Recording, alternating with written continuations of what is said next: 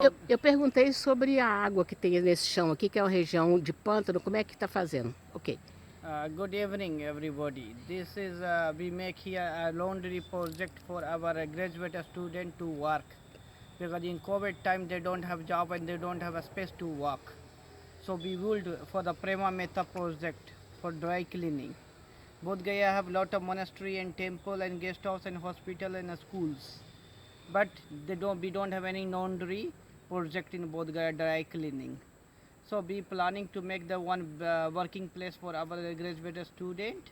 So we would over here talk about the surrounding of this building have water, but we work from the down from the ground of 6 feet we dig it, and we work from the ground to till the top. So it's a very completed and waterproof building, waterproof be done.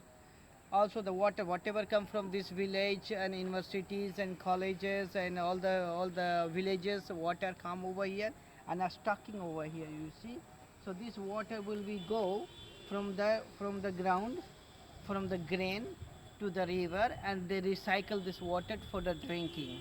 Good. So in the coming very few days, it's going to be here is a VIP city, VIP area. You see, this is a there's many other similar boundaries, small boundaries. The people buy the land and they put for the coming day.